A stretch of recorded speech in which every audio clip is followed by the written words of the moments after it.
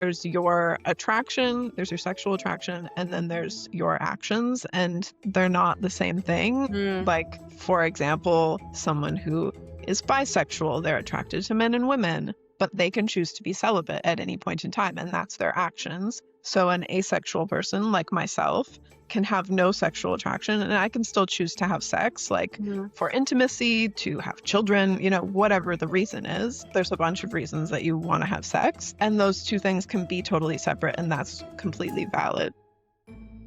Welcome back to the Sex and Space podcast. Very excited to be joined today by Sarah and Cam. Thank you so much for being here. We're going to be talking about something. We actually came across you guys through a Guardian article, and it was about your relationship, and we really wanted to chat with you both about what that's been like for you and your experiences. So thank you so much for being here. And for our listeners, can I just get you to quickly introduce yourselves, please? Yeah, we're excited to get into it. I'm Cam. I'm a creative producer. I like to say I'm a curator and creator of time and space. Lovely. I'm Sarah. My artist name is Wokes, Vox, and I am a musician. I also write on Substack. Amazing. So we are here to talk about, the Guardian article was about your relationship, was about asexuality. And so for any of our listeners who might not know what it means to be asexual, I wonder if you could maybe sort of talk us through what that means or what that means to you.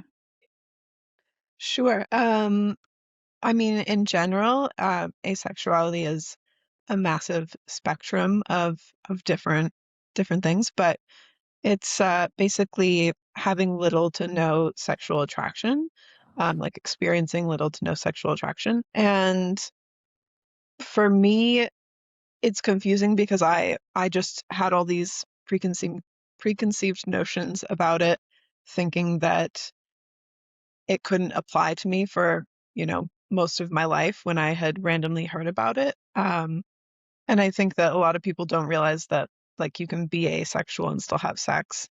I thought, like, oh, it's only people who are disgusted by sex or who are celibate, or, all these ideas of it. And so can you talk us through sort of how your understanding of it changed over time and maybe how you came to feel like that was something that made sense for you? Sure, yeah. I had come across the book Ace by Angela Chen. I don't really remember how I came across it. Somewhere on social media, I saw it. I wasn't like, oh, that applies to me. Let me read that. I don't know. I screenshotted it. I thought it sounded interesting. And then I ended up reading it, and that was what like unlocked it for me.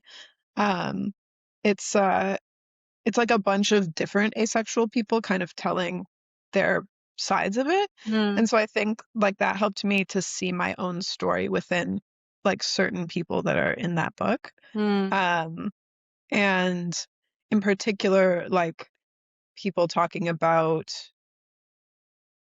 how they felt growing up and like their early sexual experiences and like how that differed from what other people around them were experiencing. And I think like that was the key where I was like, oh, but that's how I felt growing Mhm. up.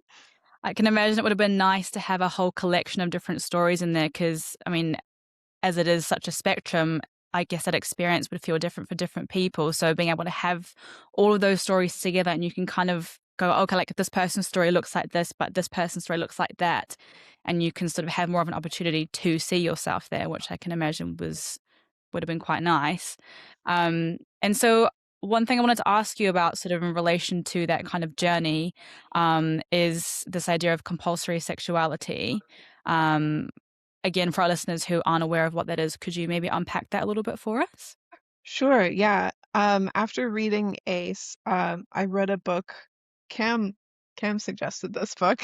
I read a book called Compulsory Sexuality by Sharonda J. Brown, which is amazing. I think everyone should read it, even if you're not asexual. But basically, it's the idea that like wanting sex, having sex, like being a sexual being is compulsory, is like the norm. And it's like a cultural belief that we have, and the book unpacks, all these different angles of Mm. why we have that and how that can harm people. Even if you're not asexual, it can harm you in ways where you think that you're broken if your sexual relationship with your partner isn't perfect, isn't like the pinnacle. Even if you're not asexual, that can be very harmful. Mm. And so was that a book that you both read, or was it just you, Sarah, who read that one? Just me, I think. Yeah. Yeah. And so, oh, sorry, you go, Ken. Oh, I was going to just say, like, then on the other end of culture, the way that we've been shown asexuality in movies and TV, it's always kind of like a serial killer character, or like someone who's completely unrelatable, Mm. that is almost like devoid of humanity. So the implication is that, if you don't have the desire to have sex, or you don't have like a strong drive to have sex, then you're almost like a inhuman. Mm. Totally. And that messaging is so powerful when that's, especially like, I think as a younger person too, when that's kind of the media that Totally. you're consuming, these are the ideas that are then cementing in your head, and then you're kind of internalizing those and I guess translating those messages and sort of applying them to yourself. Um, Exactly. So it I, doesn't create much of a safe space for even having that exploration. no. Totally. I think about like watching Sex in the City when I was younger, and it's like that's like their whole everything that fuels everything about them. Anyone who's like outside of that norm in that show is just like the butt of the joke. It's like you're not like a full adult, Mm. or like capable or whatever, unless you are this sexual being. Well, it becomes such a key part of people's identities and also the way that they relate to other people as well, the conversations they're having, their shared experiences. Um, it's very powerful, that kind of like social messaging, I think, that comes through there. And so I wonder, how did it go for you when you sort of had that conversation between you? Like you've read this book and you've gone, okay, like this seems like I'm feeling connecting to this. How did that go for you? Um, I think it was a slow sharing for me, because I was pretty scared when I Mm, read Ace, and I thought that I was asexual, because I still like had all these, built-in ideas that I had grown up with. mm, And I remember like going on Reddit and reading all these threads that were like that where I was like, what if my partner like doesn't want to have sex with me? All these like different people who probably are asexual and don't know it. And people are just like, oh, I would leave them, like they're a monster. I can't believe it, And I was like, mm. oh no. So I was really scared. I don't even remember what our first conversation was about it. I blocked it out. I was terrified. I think we're in a very um, special situation because we're also non-monogamous, and the first few years of our relationship, we're really dissecting so many social norms Mm, to begin with, and so much fear that we both had about, like, oh, what if I am a certain way, then am I worthy of a relationship? Am I worthy of love? Um, and uh, I think the uh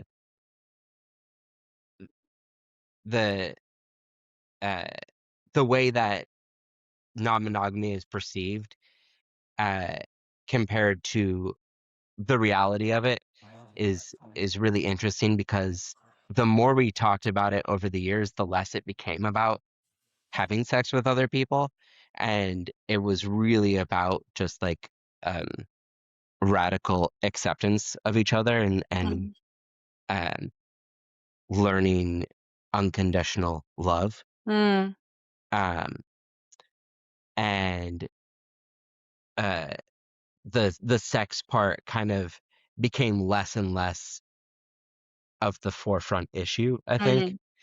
mm, So by the time that Sarah started to explore whether she may or may not be asexual, from my point of view, Like we were already so deep down in this like, hey, we're just gonna love each other no matter who we are. Mm. Um, that it to me it was kind of a non-issue.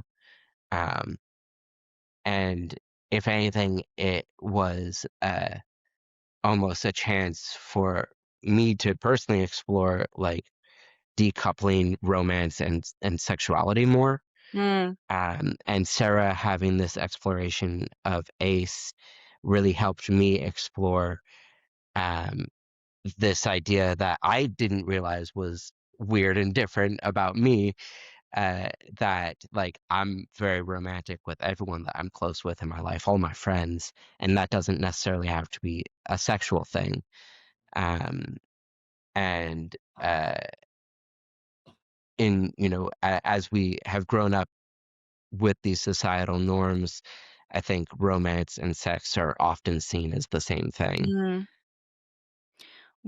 If someone listening is sort of intrigued by that and is wanting to know a bit more, can you sort of tell us a bit more about how you view those things as two separate things, and sort of how you went from how you were able to kind of, as you say, like decouple those two things from being one singular item in your mind? Yeah. Um, well, I think, there's that saying like sex is never about sex. It's always about something else. So I think it can be about romance. Mm. But romance for me is more about uh like a commitment to growth with each other. It's a commitment to hold each other in a space, to show love and acceptance. Um, and that can like sex can be a tool to express that, and making breakfast for someone can be that tool, or Mm. like going on a date, or like listening to someone when they really need to vent about something. Um, that can all look like that. That can all be romance. Mm. And I think, we tend to have different rules for friends and romantic relationships. But at the end of the day, I think for most of us, like the people that stick around are our best friends who maybe we've had for a decade plus, and who do you share more romance with than a best friend? You know, someone that is going to be there no matter what for you. Yeah. Yeah, exactly. um, and that it was such a slow process being able to deconstruct those two from each other. And I think oftentimes we see sex as a standalone, like people have one night stands, or like sex can be fueled by lust. Totally valid. Like there's no right, or well, there's a lot of different ways to approach sex, um, that are very valid. But also romance can stand on its own as well. Mm. How how would you say that your relationship has shifted, like since you've, and not just since sort of, I mean, since Sarah, you've realized that you're asexual, but also like since you have started to decouple these ideas of romance and sexuality, how do you think it's shifted the connection that you have with each other?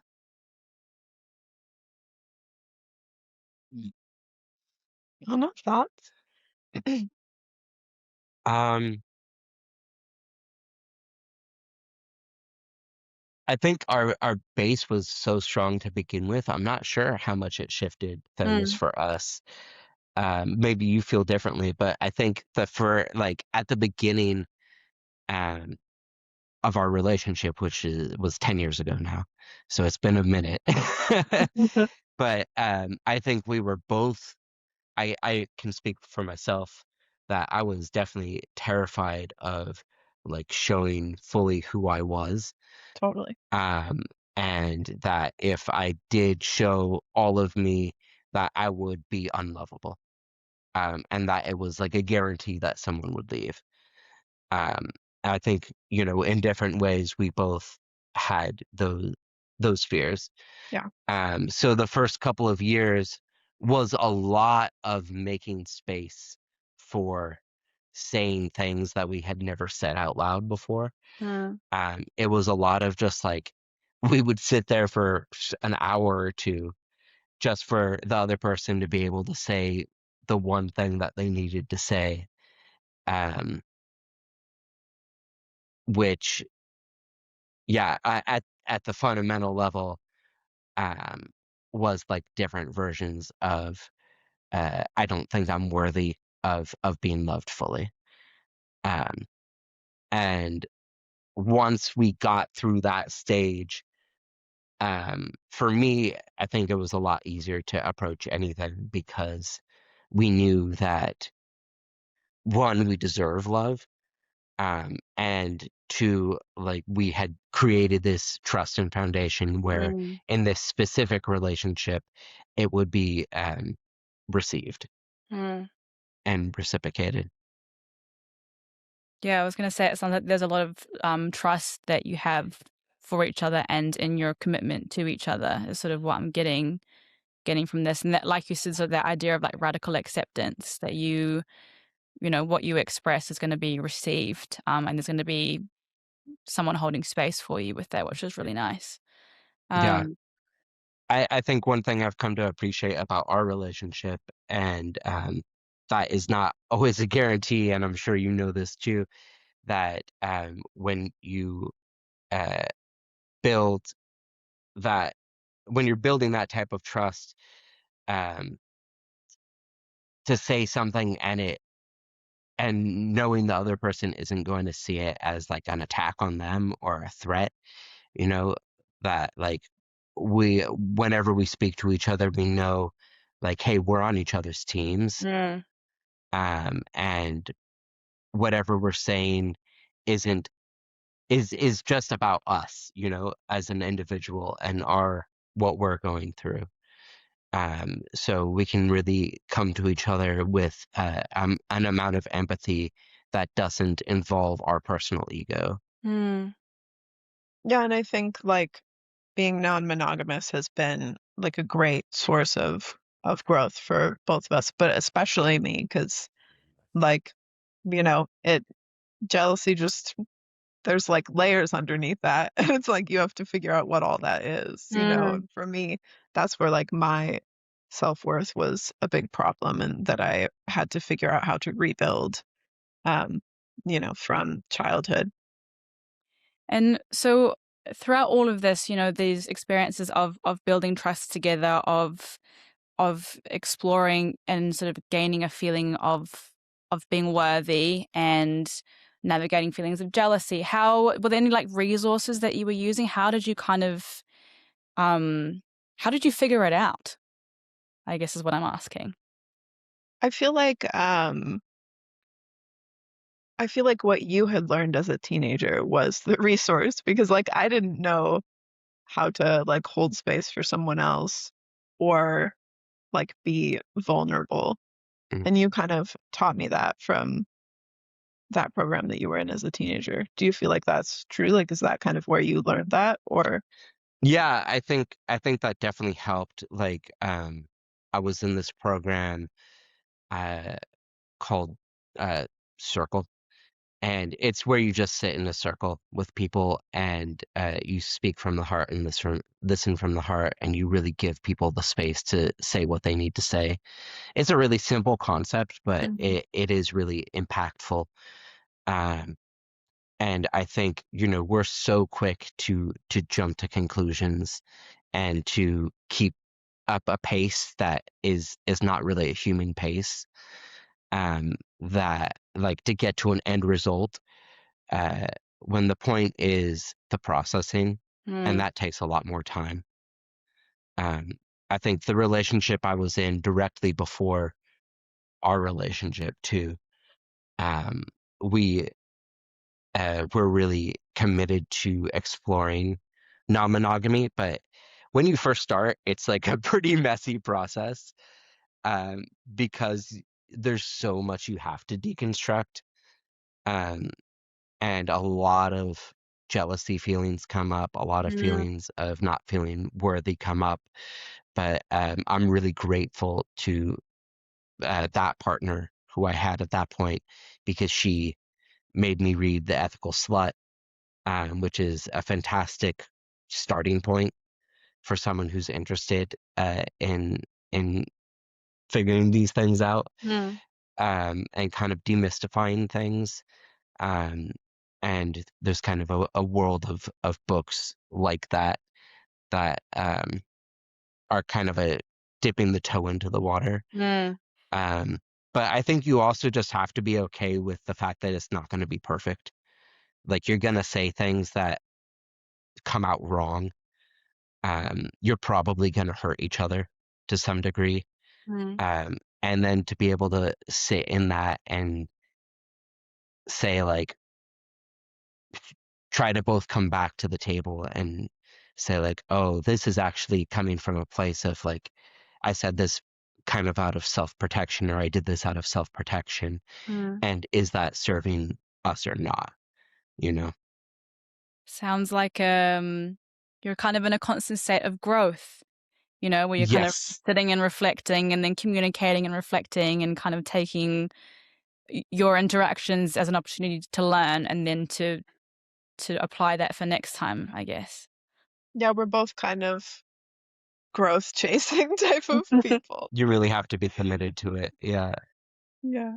Um, and also the terms, you can use the same terms and language means something different for everyone. So Mm. non-monogamy is such an ambiguous term in so many ways.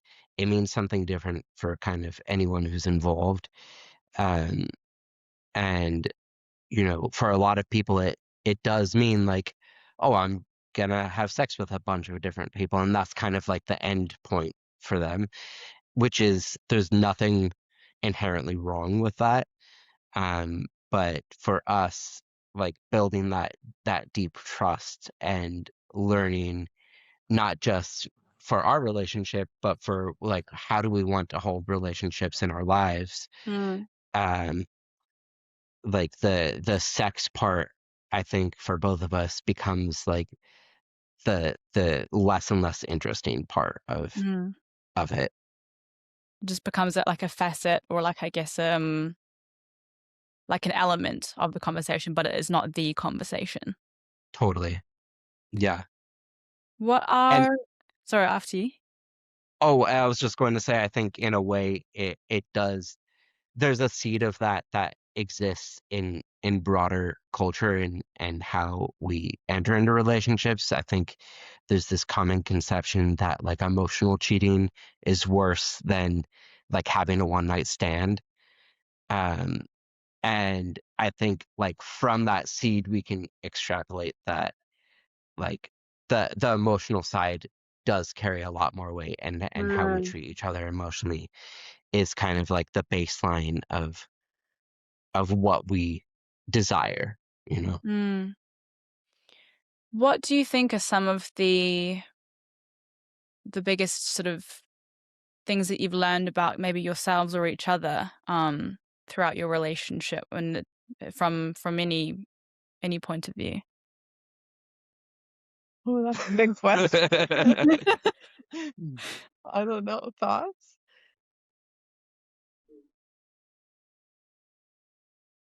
I think we've always had a kind of like a yes and type of relationship, like really Okay. encouraging each other to, like, explore what feels right for us. Okay. So, like, whether that is in friends, in romance, in our careers, like, it's always just kind of been like, hey, you want to go for something, like, I'm here to support that. Mm. I think for me, the biggest change has been like figuring out how to love myself, Mm. you know?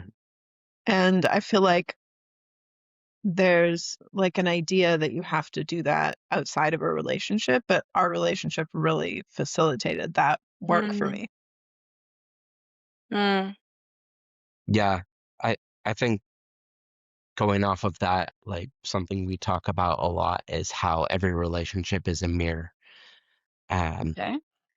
and the reflection from other people is there's always lessons to have, and sometimes they're positive things about ourselves, and sometimes there's things that we want to improve about ourselves. Mm.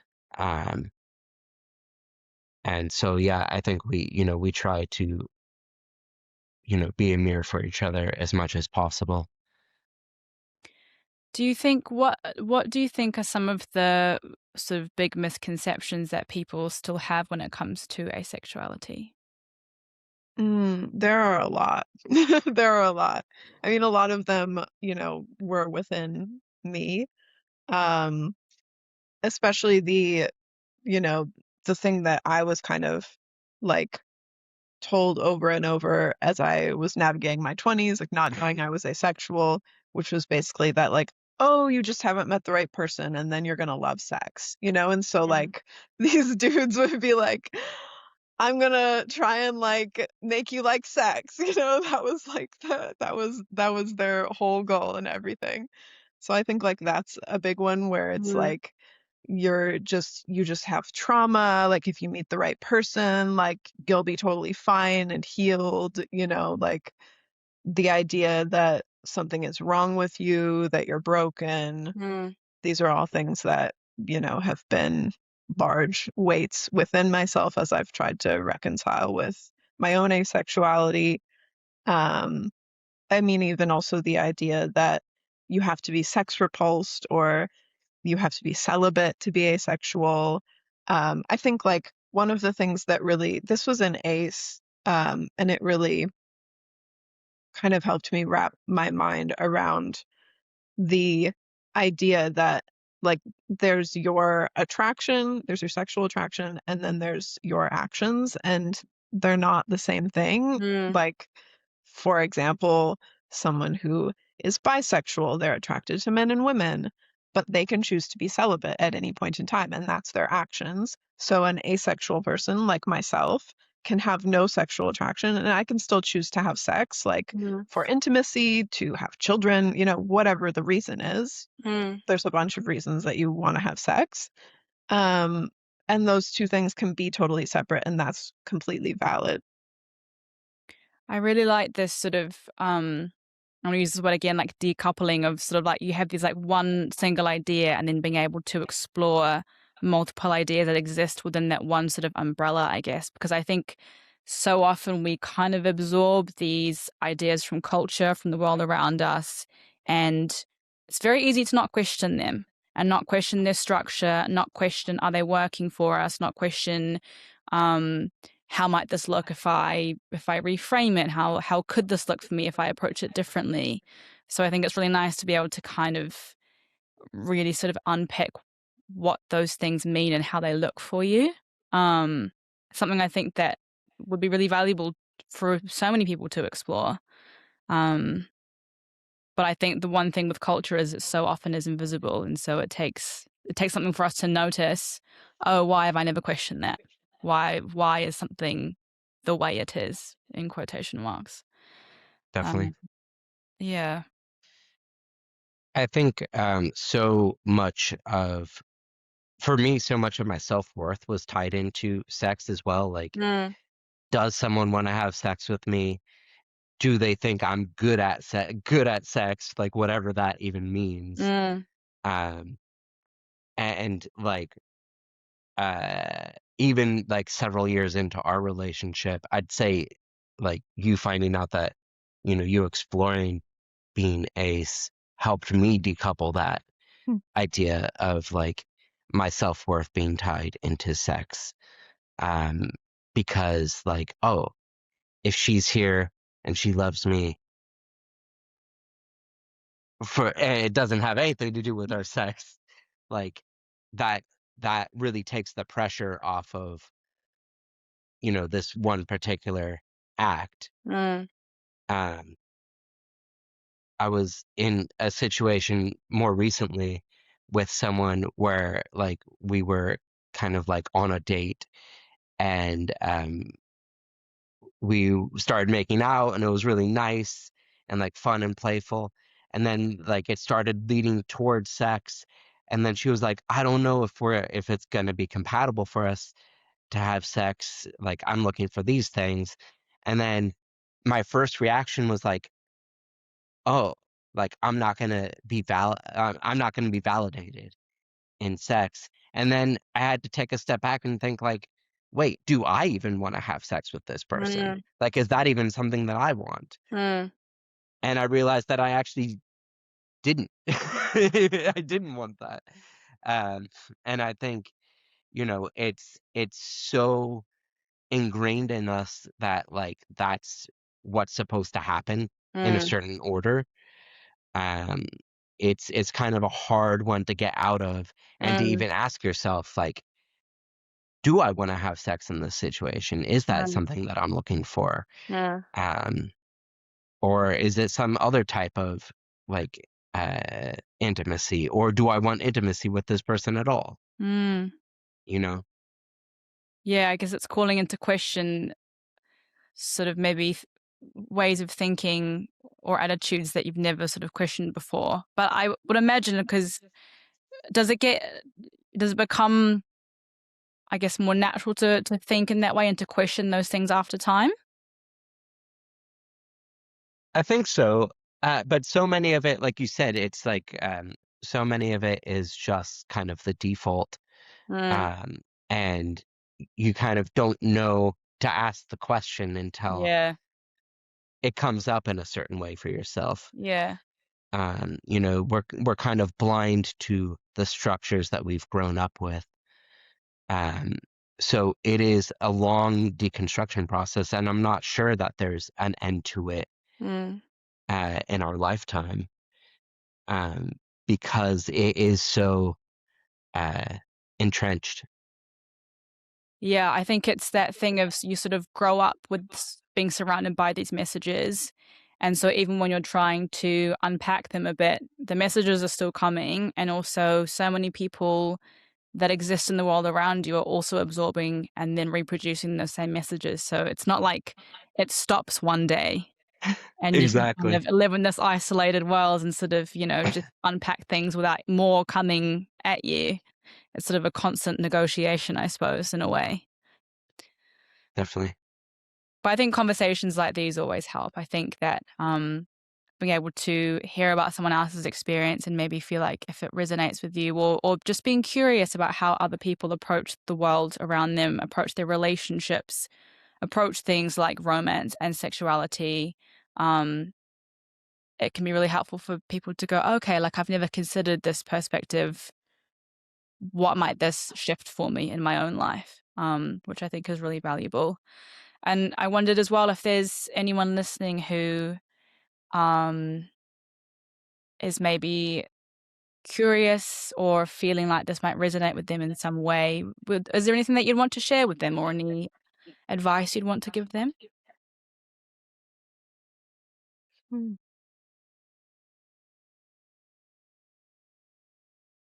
You got thoughts first? Just try to be kind to yourself, you know? I think something that we try to do a lot and don't always get right, but it's a practice, is like treat yourself like a friend, you know? Mm, Um, and like whatever self-talk you have going on, like think like, well, is this something that you'd say to a friend that you care about? Um, and try to give yourself that grace. Um, we're not going to come to things perfectly. mm, Um, and yeah, and you're worthy of love, like no mm. matter who you are. That's lovely. Sarah, do you have anything you wanted to add to that? No, I think you, I think you totally. I wanted to ask you as well, Sarah, about your Substack. I'd be interested to know more about that if you wanted to share that with our listeners. Yeah, I started writing last year. I had previously been a musician for like 10 years, and then my health took a downturn. I became much more disabled, and I started thinking, oh, like maybe writing could be an outlet in a different way than like writing lyrics and writing songs. And then you have to do all these things that are very physical, like going to play shows around the world that Yeah. I wasn't really able to do anymore. So I started writing personal essays on Substack. Um, and I literally hadn't written something like that, since school. I hadn't written like an essay since then. And it turns out I really loved it. And it was like the outlet that I didn't know that I needed. Mm. And so I write about kind of the different facets of things that I'm going through, things that I'm feeling around whether that's like disability or asexuality, um, or autism, or, just feelings, feelings that I'm having. And have you found, like, how have you found people responding to those? Have people like been leaving comments like about their own experiences, or how have people been interacting like with your writing? Yeah, it's been amazing. Substack is a beautiful place. The people there are so genuine, which is really surprising because there are so many parts of the internet that are terrible, Mm. and have kind of like those people have left. Those genuine people aren't there anymore. And I feel like they're really there on Substack. It's easy to find a community there, Mm. and I really feel supported by that. And it's really amazing to connect with people that are going through similar things. I read your essay on compulsory sexuality, which was really insightful. So I really appreciated you sending me the link to that as well. Um, I wonder, just sort of like as we get towards the end of the podcast, is there anything else that you'd like people to know, or that you would like to share about any of these topics? Really, is there anything I haven't asked that you wish I would have asked? I mean, I think something that helped us explore all of this was also coming to the realization that we're not neurotypical. Um, and once you realize that the systems aren't built for you, you have to Mm. start examining everything. Being disabled for both of us has been a process in that as well. All of these things are tied in, but it's also not, we're being being neurospicy and being disabled. It gives us the ability to be the canary in the coal mine, but the system isn't set up for anyone. Mm. Um, and I think like whether you're exploring asexuality or uh, maybe you're feeling aromantic or non-monogamous, or maybe you have a sneaking suspicion you might be autistic, or whatever it is, like just don't be afraid to explore it. Ask ask yourself the hard questions, because on the other side of it, it's you're accepting yourself. Mm.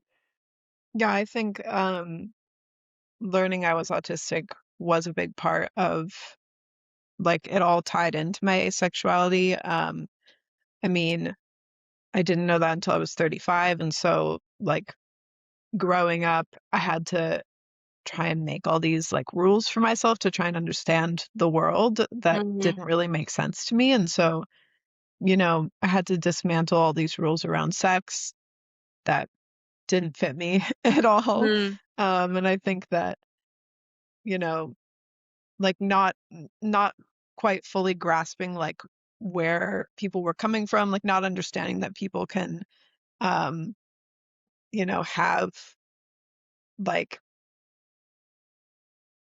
not what is the word? Like not understanding that people can move from spaces of like dishonesty and like not, not caring about you. Like I really didn't understand that part. Like I thought that everyone was just cool and chill, and I was like, wait, like these people had their own ideas of what was going on. And so, what led to you discovering at 35 that you have autism? It was first from the internet, obviously. Like I had a really good friend who found out from her therapist, did the testing, found out she was autistic shortly before I did, and she was posting about it, and I was like, this like really applies to me. And so I did the same. I went and I got the assessment. But I think I had sneaking suspicions for a few Mm. years before I was assessed. How did it feel when they came back to you and kind of like confirmed like your sneaking feelings? I think it can be really validating, like I always think that there's not it is really hard to get tested in a lot of places. Mm. Like it took me a few years, the process, from start to finish.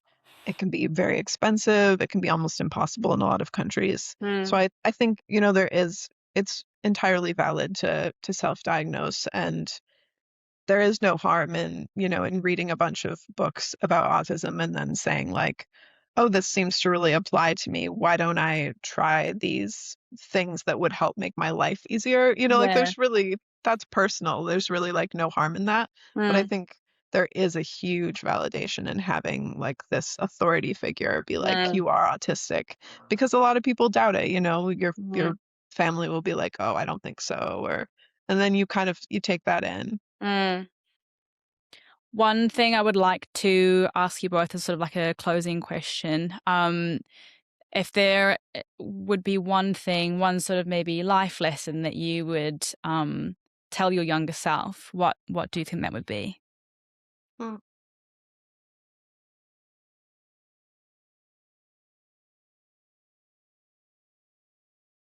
I don't know. I think it all just ties into like, I wish that my younger self knew how precious she was. Mm.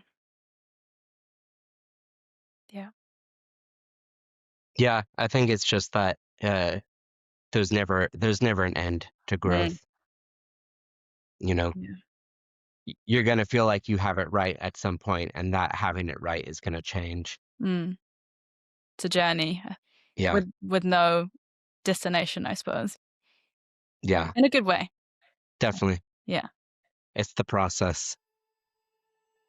Well, thank you so much to you both for your time today, and for this Thank you. conversation. It was really lovely to be able to chat with you both about your experiences and your relationship and asexuality and non-monogamy. I really hope that for our listeners that it might encourage them to see the world around them a little bit differently and maybe start to examine some of the things that they've come to feel as a given. So I really appreciate it. Thank you.